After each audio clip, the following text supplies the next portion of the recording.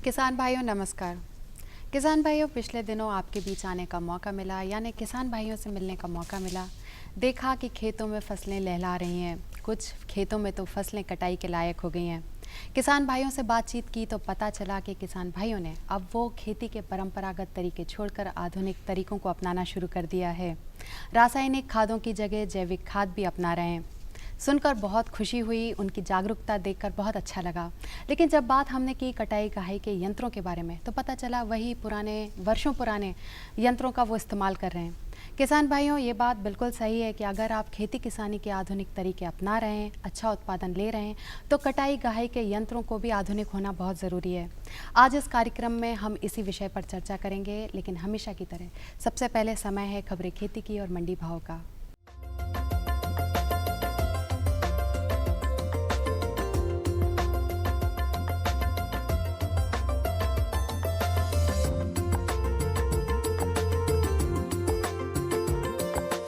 नमस्कार किसान भाइयों, खबरें खेती के में आपका स्वागत है। सबसे पहले नजर डालते हैं खास खबरों पर। बागवानी फसलों का अग्रिम उत्पादन अनुमान, मध्य प्रदेश को एग्रीकल्चर लीडरशिप अवार्ड, 20 लाख किसानों को मिलेगा फसल बीमा, तिलहनी फसल अलसी, कीट मुक्त रखें गन्ना। वर्ष 2015-16 में देश में फल सब्जी का उत्पादन 28 करोड़ टन से अधिक होगा। यह जानकारी कृषि मंत्रालय ने बागवानी फसलों के लिए जारी तीसरे अग्रिम उत्पादन अनुमान में दी है। अनुमान के मुताबिक वर्ष 2015-16 में 2.37 करोड़ हेक्टेयर क्षेत्र में 28.33 करोड़ टन फल सब्जी एवं मसाला फसलों के उत्पादन का अनुमान है। मंत्रालय के मुताबिक वर्ष 2015-16 में सब्जी का उत्पादन गत वर्ष के समान ही लगभग 16.7 करोड़ टन होने का अनुमान है। 4 बार कृषि कर्मण अवार्ड से सम्मानित मध्य प्रदेश को गत दिनों भारतीय कृषि एवं खाद्य परिषद ने प्रदेश के मुख्यमंत्री श्री शिवराज सिंह चौहान को पॉलिसी लीडरशिप अवार्ड से सम्मानित किया है। यह अवार्ड मुख्यमंत्री श्री चौहान के प्रतिनिधि के तौर पर प्रदेश के कल्याण एवं कृषि विकास मंत्री श्री गौरीशंकर बिसेन ने ग्रहण किया। मध्य प्रदेश देश में कई फसलों के उत्पादन में अव्वल है, जैसे कृषि विकास दर, जैविक क्षेत्र, कुल दलहन तिलहन उत्पादन, प्रमाणित बीज उत्पादन, चना सोयाबीन उत्पादन, निजी कस्टम हायरिंग सेंटर की स्थापना, लहसुन, अमरूद और औषधि एवं सुगंधित फसलों, धनिया, मटर और प्याज उत्पादन में देश में प्रथम और कुल खाद्यान्न उत्पादन में गेहूं उत्पादन, सरसों और मसूर उत्पादन में प्रदेश देश में द्वितीय स्थान पर है। गत खरीफ 2015 में अल्प वर्षा के कारण खराब हुई फसल का बीमा मध्य प्रदेश सरकार किसानों को बांटेगी। 20 लाख से ज़्यादा किसानों को 4,416 करोड़ रुपए बांटे जाएंगे। किसानों को भुगतान सीधे उनके बैंक खातों में किया जाएगा। इसके लिए केंद्र एवं राज्य सरकार ने बीमा कंपनी को अपना हिस्सा दे दिया है। 17 जिलों में किसानों को 100 करोड़ रुपए से ज़्यादा मिलेंगे। उधर मौजूदा खरीफ फसलों को अतिवर्षा से हुए नुकसान का सर्वे शुरू हो गया है। इसके आधार पर भी बीमा दावे बनाए जाएंगे। मध्य प्रदेश कृषि विभाग के अधिकारियों ने बताया कि सरकार ने अनुपूरक बजट में फसल बीमा के लिए बजट का इंतजाम कर लिया है। यह राशि फसल बीमा कंपनी को दे दी है। अलसी तिलहनी फसल है जिसे काली, भारी एवं दोमट मिट्टी में लगाया जा सकता है। इसके लिए 2 से 3 बार जुताई करें तथा पाटा लगाएं। इसमें नमी संरक्षित रहेगी। अक्टूबर में बोनी श्रेष्ठ मानी जाती है। वैज्ञानिकों का सुझाव है कि किसान भाई अलसी के साथ 3:1 के अनुपात में चना, सरसों या मसूर लगाएंगे तो आमदनी ज़्यादा होने की संभावना बढ़ जाती है। बोनी के पहले थायरम या कार्बेंडाजिम 3 ग्राम प्रति किलो बीज के हिसाब से उपचारित करें। 5-5 ग्राम राइजोबियम पीएसबी कल्चर से प्रति किलो बीज उपचारित करें। इसके बाद बोनी के पहले खेत की नमी देखें। यदि नमी है तो 3 सेंटीमीटर की गहराई पर बोएं। यदि पर्याप्त नमी नहीं है तो उथली बोनी ज़्यादा बेहतर होती है। कीट मुक्त रखें गन्ना। कुछ क्षेत्रों में पायरिल्ला कीट का प्रकोप शुरू हो सकता है। साथ में परजीवी एपरिकैनिया भी नजर आ सकता है। परजीवी को अधिक से अधिक बढ़ावें। अगर खेत में नहीं हो तो पास के खेतों से परजीवी युक्त पत्तियां लाकर लगाएं। पायरिल्ला के साथ सफ़ेद मक्खी का प्रकोप भी प्रारंभ हो सकता है। इस समय गन्ने की बढ़वार के कारण कोई कीटनाशी का प्रयोग संभव नहीं है। परीक्षणों में क्राइसोपरला परजीवी का प्रयोग कारगर सिद्ध हुआ है। क्राइसोपरला के अंडे प्लास्टिक की डिब्बियों में लकड़ी के बुरादे एवं परजीवी के खाद्य पदार्थ के साथ प्रयोगशाला से आते हैं। इसको 1 एकड़ में 20 से 25 जगह सफ़ेद मक्खी ग्रसित क्षेत्र में डालें। यह परजीवी अनेक रबी एवं खरीफ फसलों के अन्य रस चूसक कीटों पर भी प्रभावी रहता है। तो किसान भाइयों, खबरें खेती की में बस इतना ही। आप देखिए मंडी भाव और मुझे दीजिए आज्ञा। नमस्कार।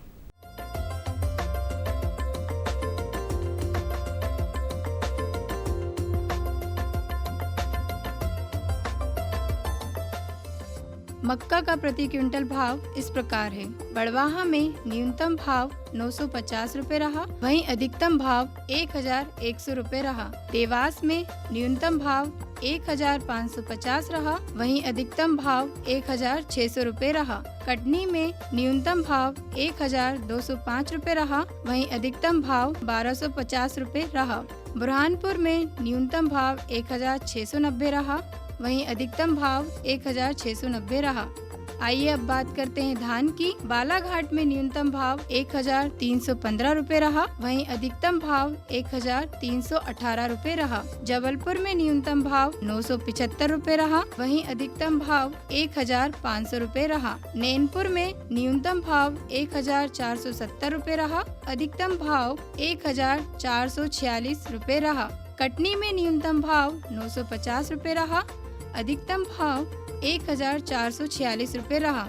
आइए अब बात करते हैं सोयाबीन की। बेगमगंज में न्यूनतम भाव 2800 रुपए रहा, वहीं अधिकतम भाव 3150 रुपए रहा। विदिशा में न्यूनतम भाव 2640 रुपए रहा, वहीं अधिकतम भाव 3200 रुपए रहा। नागदा में न्यूनतम भाव 2898 रुपए रहा, वहीं अधिकतम भाव 3151 रुपए रहा। इटारसी में न्यूनतम भाव 2600 रुपए रहा, वहीं अधिकतम भाव 3312 रुपए रहा।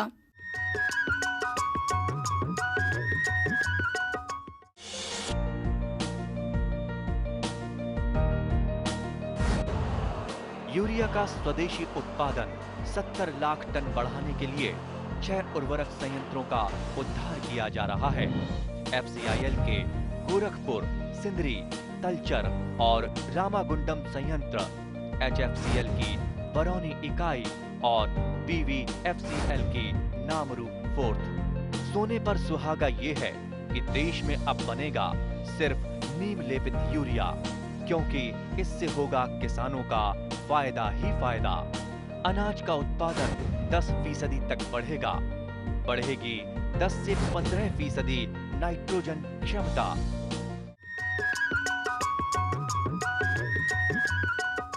कृषि समाचारों के बाद अब हम इस विषय पर चर्चा जारी रखेंगे, यानी कि कृषि के आधुनिक कटाई कहाई के यंत्र।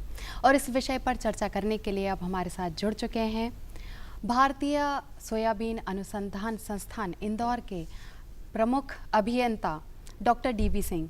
तो डॉक्टर सिंह, आपका स्टूडियो में बहुत बहुत स्वागत है। जैसा कि हम देख रहे हैं कि इस विषय पर आज हम चर्चा कर रहे हैं, बहुत सुनते हैं कि कटाई कहाई के आधुनिक यंत्र। आखिर कौन सी मशीनें हैं जिनका इस्तेमाल किसान भाई ज़्यादा से ज़्यादा कर सकते हैं? धन्यवाद मैडम। किसान भाइयों नमस्कार, मैं अनुसंधान वैज्ञानिक हूं और ये समय आ गया है कटाई कहाई के यंत्रों के इस्तेमाल का। तो सबसे पहले मैं ये मुख्य तौर पर बताना चाह रहा हूं कि इस समय बारिश की थोड़ी थोड़ी संभावना बन रही है, मगर इसके बावजूद कटाई कहाई के यंत्रों में सबसे बड़ा कटाई के जो यंत्र हैं उनमें सबसे पुराना हमारा तरीका था जो हम हंसिए से हम काटने का काम किया करते थे। लेकिन अब धीरे धीरे ट्रैक्टर चलित रीपर आ गए हैं, जो आगे चलने वाले रीपर आ गए हैं जिनसे कटाई हो जाती है। मगर उससे और आगे अब कंबाइन हार्वेस्टर थ्रेशर आ गए हैं। जो कंबाइन हार्वेस्टर थ्रेशर आ गए हैं, कंबाइन हार्वेस्टर्स में एक बहुत बड़ा फायदा कंबाइन हार्वेस्टर्स का ये है कि हम कंबाइन हार्वेस्टर से फसल को काट करके और उसको गहाई करके सीधा दाना हम अपने घर पर ले जा सकते हैं।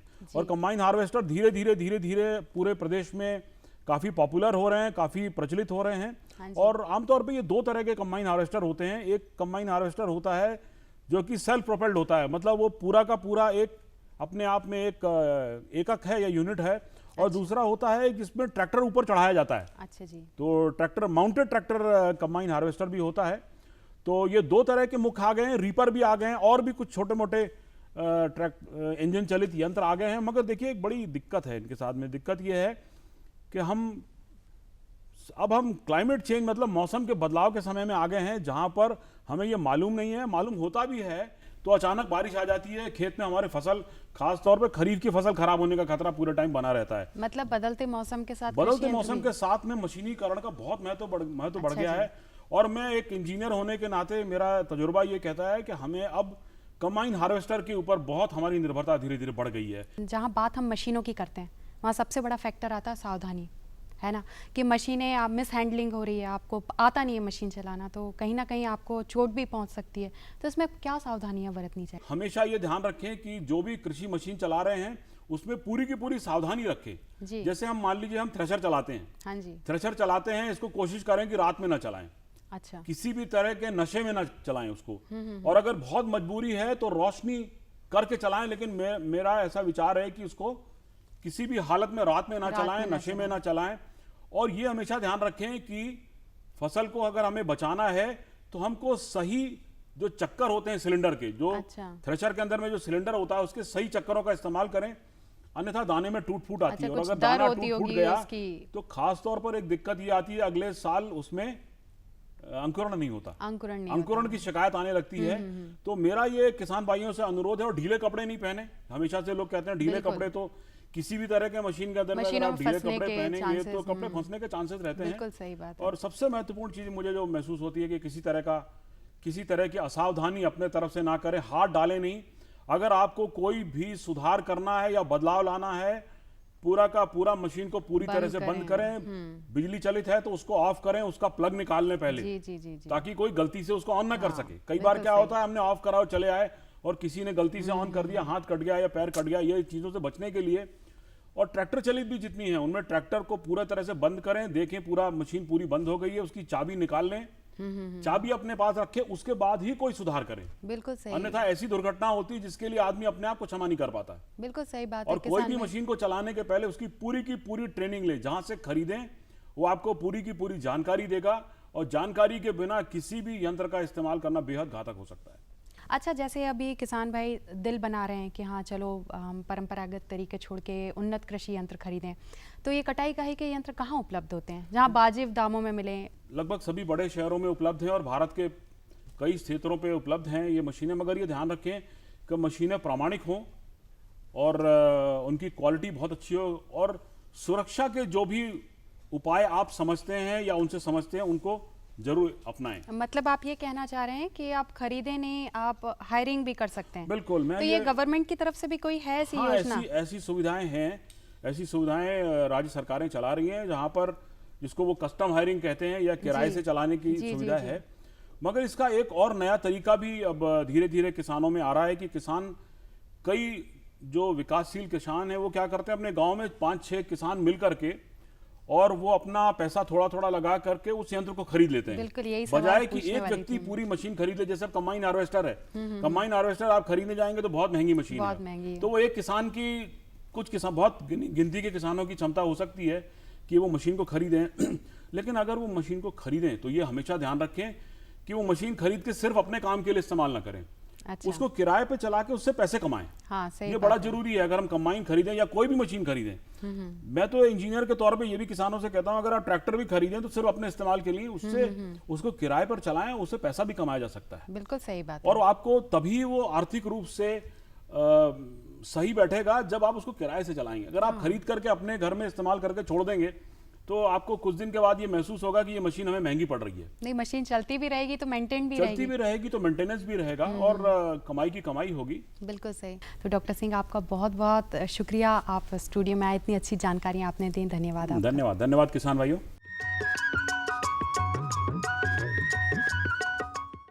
किसानों के हित में बड़ा कदम, प्रधानमंत्री कृषि सिंचाई योजना। हर खेत को पानी, प्रति बूंद अधिक उपज। सिंचाई के सही तरीकों और जल संरक्षण की नई तकनीकों के साथ बढ़ेगा जमीन का जल स्तर। जिला स्तर पर होंगी सिंचाई योजनाएं। असिंचित क्षेत्रों तक पानी पहुंचाकर बढ़ेगा उत्पादन। भारत सरकार की विशाल योजना, प्रधानमंत्री कृषि सिंचाई योजना। क्या है फसलों का ताजा हाल, कैसे हो इनकी सही देखभाल, बीज और खाद की कैसे हो सही पहचान। जानिए विशेषज्ञों के साथ, देखिए खेत खलिहान, सोमवार से शुक्रवार सुबह 7 बजे। डीडी किसान, बदलते भारत की शान।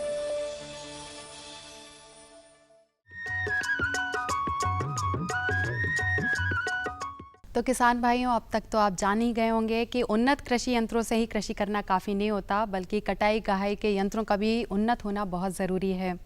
दूसरी बात अगर हम करें कि अच्छा उत्पादन पाने के लिए खेतों में खादों का होना ही बहुत ज़रूरी नहीं होता, बल्कि उसमें समन्वित जल प्रबंधन भी उतना ही आवश्यक है। आज इसी विषय पर जानकारी दे रहे हैं वैज्ञानिक डॉक्टर सतीश कुमार शर्मा जी। जैसा कि हमको विदित है कि हमारे प्रक्षेत्र में जो अतिशेष पानी है, जिस पानी का फसल उपयोग नहीं कर पाती हैं एवं जो वायुहीन माध्यम बना देती हैं, ऐसे पानी को तत्काल प्रक्षेत्र से निकालना बहुत ज़रूरी हो जाता है, क्योंकि हवा के साथ साथ पानी की भी आवश्यकता है, पर उतनी आवश्यकता नहीं है कि जितनी ज़्यादातर पानी जो भरा हो, क्योंकि ज़्यादा पानी भरा होगा तो जड़ प्रक्षेत्र में ज़्यादा पानी हवा को निष्कासित कर देगा और जड़ गल सकती हैं। जड़ों के गलने से फसल पीली पड़ जाती है और हमको अपेक्षित उत्पादन प्राप्त नहीं हो पाता। तो सर्वप्रथम जल निकास को ध्यान देने के लिए सबसे इम्पोर्टेंट बात यह है, सबसे महत्वपूर्ण बात यह है कि हम सबसे पहले टी आकार की क्यारी बनाएं। टी आकार की क्यारी बनाने के लिए सबसे पहले क्षेत्र का मुआयना करना चाहिए। क्षेत्र का मुआयना करने के बाद ढाल की दिशा में टी आकार की खाई खोदें और खाई जो है 9 से 10 मीटर के अंतराल पे उन दोनों की दूरी होना चाहिए और उसकी जो चौड़ाई 2 से 3 फीट चौड़ाई और 1 से 1.5 फीट की गहराई पर ये खाई खोदी जानी चाहिए। जब भी जो है अतिशेष वर्षा होती है या रेनफॉल आता है, खेत में पानी भरा हुआ है, तो ये पानी टी आकार की खाइयों के जरिए तुरंत ही निष्कासित हो जाएगा। और इसके बाद यदि कंटूर कल्टीवेशन किया है, अर्थात समोच्च खेती वो खेती है कि जो कंटूर रेखाओं पर की जाती है, यानी समोच्च रेखाओं में इसका लाभ हमें यह होता है कि जब वर्षा कम होती है तो कम वर्षा के क्षेत्र में हमारा जितना भी पानी वातावरण से या वायुमंडल से आता है वो पानी खेत पर अवशोषित हो जाता है और अतिशेष पानी कंटूर कल्टीवेशन यदि किया हुआ है तो वो पानी खेतों के बाहर तुरंत ही निकल जाएगा। इसके साथ साथ हमें एक वर्टिकल ड्रेनेज पे भी ध्यान देना होगा। यदि खेतों में पानी है तो खेत के मेड़ के किनारे हम यूकेलिप्टस के पेड़ लगा सकते हैं, जिसको अपन जो है बायो ड्रेनेज के नाम से जानते हैं या वर्टिकल ड्रेनेज के नाम जानते हैं। ये पेड़ कुछ ऐसे पेड़ हैं कि जो है सबसे ज़्यादा पानी चाहते हैं और ये पानी का सबसे ज़्यादा निष्कासन करते हैं। अतः मृदा जड़ प्रक्षेत्र में जो पानी भरा हुआ है उस पानी को ये पेड़ ज़्यादातर उपयोग करते हैं। इसलिए यूकेलिप्टस नाम के प्रजाति के पेड़ की बहुत बड़ी भूमिका है बायो ड्रेनेज में। इसके साथ साथ किसान भाइयों, एक वेल ड्रेनेज या जिसे ग्रेविटी के नाम से जानते हैं, यदि आपने जो देखा होगा कि यदि हमारे खेत का तल नीचे है तो हम डीजल इंजन या कोई और प्राइम मूवर लगा के इस अतिशेष पानी को खींचकर और दूसरी तरफ जहाँ उसका स्लोप है, जो ढाल है, उस पानी को जाने देते हैं। इस प्रकार से हमारे खेतों में जो जल भरा हुआ है, अतिशेष जल को हम इस प्रकार से बचा के हम अपने फसल की रक्षा भी कर सकते हैं। और कुछ जैसे वेल ड्रेनेज है, वेल ड्रेनेज में साइफन का उपयोग भी किया जा सकता है। साइफन वो प्रणाली है जिसमें हम जो प्लास्टिक के पाइप लेकर ऊंचाई से पानी ग्रेविटी विधि से अर्थात गुरुत्वाकर्षण विधि के द्वारा ऊंचाई से लेकर नीचाई की ओर पहुंचाते हैं। इसे हम वेल ड्रेनेज के नाम से जानते हैं। और इन छोटे छोटे उपाय के द्वारा जल निकास निश्चित तौर पर किया जा सकता है। और ग्रेविटी ड्रेनेज या वेल ड्रेनेज के द्वारा जो पुराने सूखे पड़े हुए कुएँ हैं वो अतिशेष पानी लेकर उन सूखे कुओं को या कुएँ बावड़ी को हम रिचार्ज भी कर सकते हैं। यह जल पुनर्भरण की बहुत अच्छी तकनीक साबित सिद्ध होती है। और इसके साथ साथ जैसे आपने सोयाबीन की बुआई के टाइम पे आपको याद होगा कि आपने रिज फरो पद्धति से बोनी की होगी। रिज फरो पद्धति से हमारे किसान भाई 45 इंच की दूरी पर पंक्ति से पंक्ति की दूरी रखते हैं और बोनी करते हैं। उस समय 2 पंक्ति के बीच में एक जो है रिज रखी जाती है, यानी एक कूड़ होता है। उस कूड़ में जब अतिशेष पानी होता है तो वो पानी शीघ्र ही निष्कासित हो जाता है। इसके साथ साथ रेज बेड प्लांटिंग भी एक बहुत अच्छी जल संरक्षण की और जल निकास की ये तकनीक है, जिसमें 2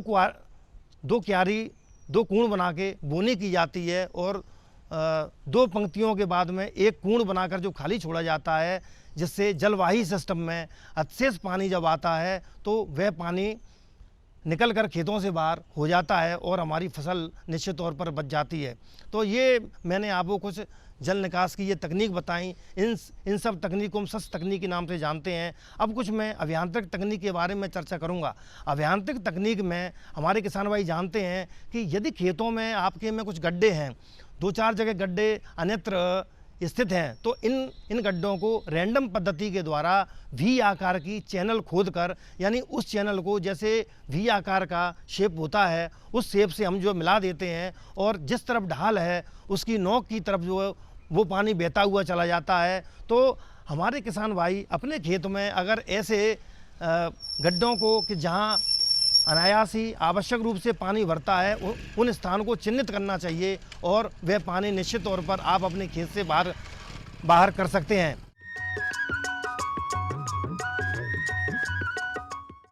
ये बदलाव क्या है? बदलाव से हुआ क्या है?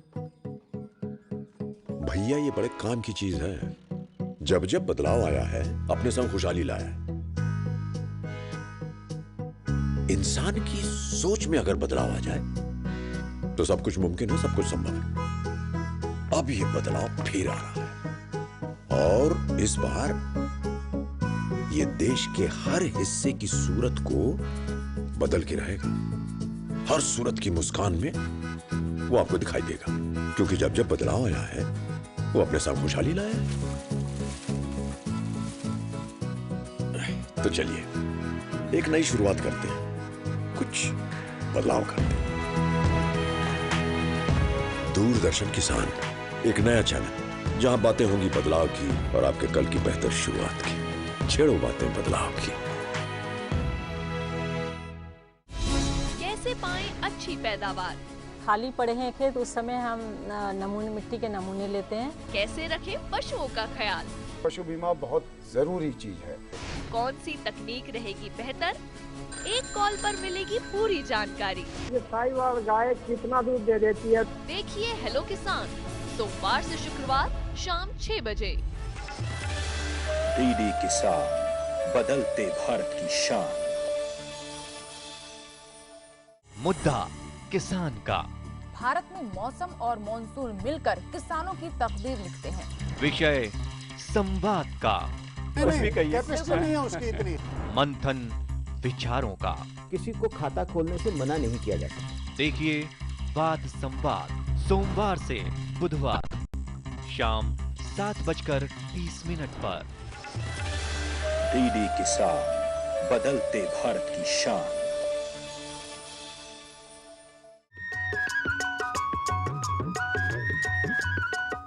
तो किसान भाइयों, उम्मीद है कि आपको कृषि दर्शन का आज का अंक बहुत ज़्यादा लाभान्वित करेगा। बहुत महत्वपूर्ण जानकारियाँ आपको इससे मिली होंगी, लेकिन हमें हमेशा इंतज़ार रहता है आपके पत्रों का, जो कि हमें मिलते नहीं हैं। हमें इस बार इंतज़ार नहीं रहना चाहिए। हम चाहेंगे कि आपकी प्रतिक्रियाएं हमें ज़रूर मिलें। अपनी प्रतिक्रियाएं देने के लिए, अपना पत्र व्यवहार बनाए रखने के लिए हमारा पता है कार्यक्रम कृषि दर्शन, द्वारा निदेशक, कमरा नंबर 4, दूरदर्शन केंद्र श्यामला हिल्स, भोपाल। हमारा पिन कोड है 462013। साथ ही आप मेल द्वारा भी अपने सुझाव हम तक पहुंचा सकते हैं। हमारा ईमेल आईडी है krishidarshanbhopal@gmail.com। साथ ही आप हमारे कार्यक्रम को यूट्यूब पर भी देख सकते हैं। इसी के साथ कुछ नई जानकारियों के साथ अगले सप्ताह हम फिर हाजिर होंगे। तब तक के लिए मुझे आज्ञा दीजिए। नमस्कार।